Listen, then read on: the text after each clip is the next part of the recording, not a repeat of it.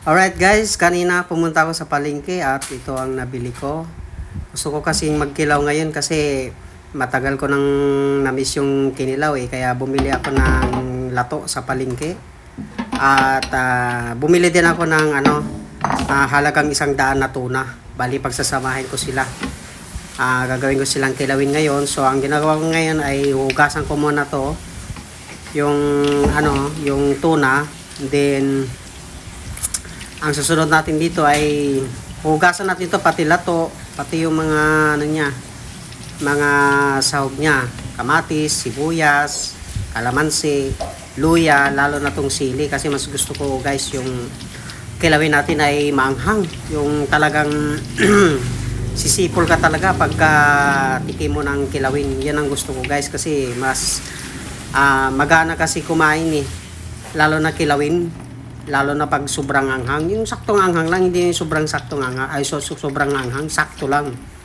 Yung talagang pagkatapos mong kumain or habang kumakain ka ng kilawin ay talagang mapapasipol ka. Parang ganun. So ito guys, hinugasan natin ng maigi para mas masarap kasi yung kakainin natin ay sigurado tayong talagang malinis siya. Kaya ito guys, hugasan muna natin.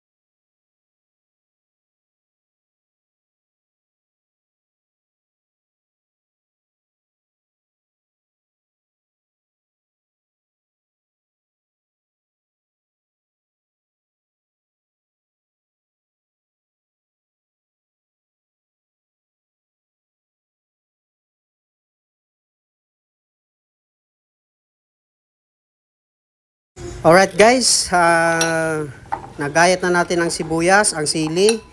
Bali ang gagawin natin ngayon, isusunod natin ngayon ay titimplahan na natin ng mga seasoning. Yung asin, yung panimpla natin na seasoning, tapos lalagyan din natin ng suka, siyempre. Hindi matatawag na kilawin to pag walang suka. So ito na guys, nilagyan na natin ng asin. Tatansyahin nyo lang guys yung talagang sasakto lang siya sa panglasan nyo. Ito kasi pag nagtimpla ko talagang tansyado ko na kasi sanay ko na magluto araw-araw, talagang matatansya mo na yung panglasa mo. So ito na, nilagyan na natin ng seasoning. Then ang ihuli natin dito ay suka.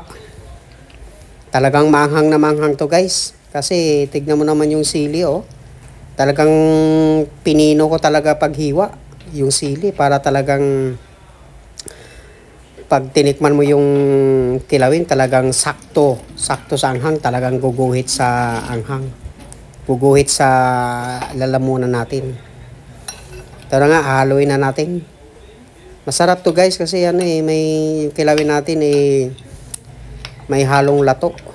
Kasi ito yung namimiss ko sa probinsya yung lato. Kaso ang mga lato dito, hindi siya masyadong malalaki. Yung talagang maliliit pa siya, parang hinarvest na. Maliliit pa siya. Pero meron talagang lato na medyo malalaki dito, kaya sa probinsya namin. Kaya ito guys, talagang ito yung namimiss ko yung pagkain sa probinsya. Halos araw-araw dun guys, nagkikilawin kami kasi malapit kami sa sa dagat Kaso yung isda namin na kinikilaw doon ay halo-halo.